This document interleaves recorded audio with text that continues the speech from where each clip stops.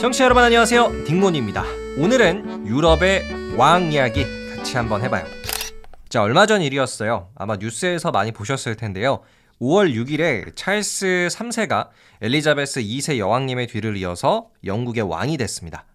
특히 영국은 유럽에서도 왕이 있는 나라, 요걸로 참 유명하죠. 워낙 여왕님이라는 좀 상징적인 존재가 오랫동안 계셔가지고 영국에 왕이 있다는 거는 지나가는 10살 꼬마아이도 다 알고 있을 것 같아요. 그런데요, 이렇게 영국의 이미지 때문에 그런지 우리가 유럽의 국가들을 떠올리면 웬만한 나라들에는 여전히 왕이 있지 않을까라는 생각을 하게 됩니다. 하지만 여러분, 생각보다 왕 많이 없어요. 현재 2023년 유럽 대륙에는 총 27개의 나라가 있는데요. 이 중에서 오늘날에도 여전히 왕이 존재하는 나라는 12개 뿐이에요. 절반이 채 안 되죠. 대표적으로 여전히 왕이 있는 나라 하면은 영국이 있고요. 또 스페인, 네덜란드, 스웨덴, 벨기에, 덴마크 이런 나라들에는 아직 왕이 남아 있습니다. 자, 그런데요. 우리가 딱 그냥 들었을 때, 나라 이름만 들었을 때 왠지 왕이 있을 것 같은데 없는 나라들이 있어요. 저는 두 국가가 떠오르는데요. 첫째, 프랑스. 왕이 있을 것 같은데 지금 없고요. 둘째, 독일. 네, 독일에도 왕이 사라진 지 오래됐습니다. 자, 그래서 제가 지금부터 들려드릴 역사 이야기는요. 프랑스와 독일에서 왕이 왜, 언제, 어떻게 사라지게 되었는지 그 과정의 이야기입니다. 지금으로부터 100에서 200여 년 전에 또 역사 이야기니까요. 여러분 아주 재밌게 들으실 수 있을 겁니다. 오늘 저와 끝까지 함께 하셔서 유럽의 역사에 한 발짝 더 다가가시는 계기가 되셨으면 좋겠어요. 그럼 왕의 역사 바로 시작합니다.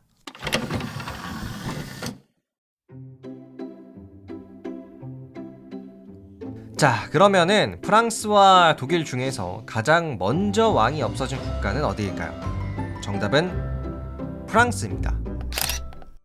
때는 1848년 프랑스에서는 이런 일이 있었어요. 때는 1848년 2월 당시 프랑스의 노동자들은 혁명을 일으켰다. 시위대가 말한다. 우리 노동자들에게도 선거권을 주세요. 그리고 우리의 지도자는 이제 혈통이 아니라 우리의 손으로 투표로 뽑겠습니다. 뭐야? 언제 시위대가 저렇게 늘어났지? 우리는 파리의 경찰이다. 모두 저 시위대를 붙잡아. 경찰들이라고? 우리는 왕이 물러날 때까지 바리케이트에서 한 발짝도 움직이지 않을 거야. 그랬다. 때는 1848년 프랑스의 국민들은 선거권 확대와 사회 개혁을 요구하며 혁명을 일으켰다. 그 결과 당시 프랑스의 왕이었던 루이 필립은 이렇게 말하는데, 나 프랑스의 왕 루이 필립은 이제 모든 것을 내려놓고 왕의 자리에서 물러나겠습니다. 이처럼 당시 프랑스의 왕은 프랑스 국민들의 혁명을 받아들였고 왕의 자리에서 내려와 영국으로 망명했다. 바로 이것이 1848년 프랑스에서 왕이 없어지는 순간이었다. 자, 들으셨던 것처럼 프랑스에서 왕이 없어진 때는 1848년이었어요. 당시에 이제 프랑스의 왕은 루이 필립이라는 분이셨는데요. 처음에는 되게 국민들한테 지지를 많이 받았어요. 시민들의 왕, 이런 별명까지 있었죠. 그런데 점점 프랑스의 경제가 안 좋아지고 또 너무 보수적인 정책들을 이 왕이 밀어붙이다 보니까 결국에는 1848년에 프랑스의 국민들이 혁명을 일으킵니다. 정확히는 2월 혁명이라고 부르는데요. 평범한 프랑스 국민들에게도 선거권을 달라라는 게 중요한 요구 사항이었어요. 그래서 역시 또 프랑스는 혁명의 나라답게 시민들의 손으로 자신들의 역사에서 왕이라는 존재를 싹 지워버렸습니다. 그런데 루이 필립 왕 뒤에 프랑스 대통령이 되는 분이 있는데요. 이 사람이 누구냐면 예전 프랑스 나폴레옹 황제의 친조카 루이 나폴레옹 3세라는 사람이에요. 나폴레옹 3세는 엄연히 선거를 통해서 프랑스 대통령이 되는데요. 이게 좀 재밌는 게 나폴레옹 3세가 대통령이 되고 나서 본인이 직접 쿠데타를 일으킵니다. 그래서 갑자기 대통령을 잘 하다가 프랑스 황제가 돼버려요. 근데 이 당시에 또 나폴레옹 3세의 인기가 너무 좋다 보니까 프랑스 국민들까지 이분의 쿠데타를 인정해줬습니다. 그래서 대통령이 쿠데타를 일으켜서 황제가 되는 아주 재미난 역사가 또 프랑스의 역사서에 쓰여 있습니다. 자, 그러면 정리를 해보면요. 프랑스에서 왕이 사라진 계기는 국민들의 혁명 때문이었습니다. 이제 독일의 왕이 없어진 이유를 같이 한번 들어볼까요? 독일에서 왕이 사라진 건 1918년 11월이었어요. 프랑스에서 왕이 사라지고 나서 한 70년 후의 일입니다. 그 이유는 이랬죠. 때는 1918년 11월, 당시 독일 국민이 말했다. 지긋지긋한 1차 세계대전 도대체 언제까지 해야 되는 거야? 그러게 말이야. 결국에 우리 독일이 1차 세계대전에서 지는 거잖아. 맞아. 우리 독일이 1차 세계대전에서 패배한 이유는 우리의 왕 때문이야. 그렇게 독일에서 시작된 국민들의 혁명, 1918년 11월 혁명이었다. 당시 거리로 나온 독일 국민들은 이렇게 외쳤다. 독일의 왕 빌헬름 2세는 물러가라! 물러가라! 결국 독일 국민들의 뜻을 따를 수밖에 없었던 당시 독일의 왕 빌헬름 2세가 말했다. 1차 세계대전에서 우리 독일이 패배한 이유는 나 빌헬름 2세 때문이다. 하지만 나는 그저 우리 독일을 전 세계적인 강대국으로 만드는 것이 목표였을 뿐. 하지만 이제 모든 책임을 지고 독일 왕의 자리에서 물러나겠다. 그랬다. 때는 1918년 11월 당시 독일의 왕 빌헬름 2세는 왕의 자리에서 물러나 네덜란드로 망명했다. 그렇게 독일의 마지막 왕이 사라졌다. 네, 들으셨던 것처럼 독일에서 왕이 사라진 이유는 1차 세계대전 때문이라고 할 수가 있어요. 1차 세계대전은 1914년 당시 독일 제국이 일으킨 전쟁이죠. 독일이 이제 전 세계를 호령하는 강대국이 한번 돼보겠다라면서 좀 용기 있게 시작한 전쟁이었지만 결국에는 미국의 참전으로 독일은 1차 세계대전에서 패배를 합니다. 그래서 당시 전쟁의 패배로 분노했던 독일의 국민들은 그 책임의 화살을 독일의 왕 빌헬름 2세에게 돌렸고요. 결국 빌헬름 2세는 모든 권력을 내려놓고 네덜란드로 망명을 갔어요. 그래서 더 이상 독일에도 왕이 나올 수가 없었죠. 자, 그러면은 이거 좀 궁금하실 것 같은데요. 아까 왜 빌헬름 2세가 네덜란드로 망명을 했잖아요. 그러니까 뭐 독일 시민들의 손에 죽지 않고 잘 살았다라는 뜻인데, 그래서 제가 좀 찾아봤습니다.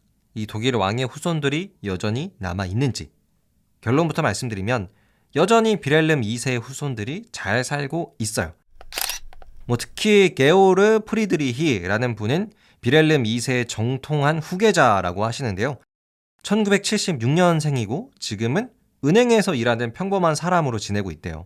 뭐 그래도 엄연한 왕족이기 때문에 각종 유럽의 왕실과 관련된 행사에서는 꾸준히 참여하는 모습이더라고요. 물론 뭐 혁명을 일으켜서 다시 독일의 왕이 될 생각은 1%도 없다고 합니다. 끝!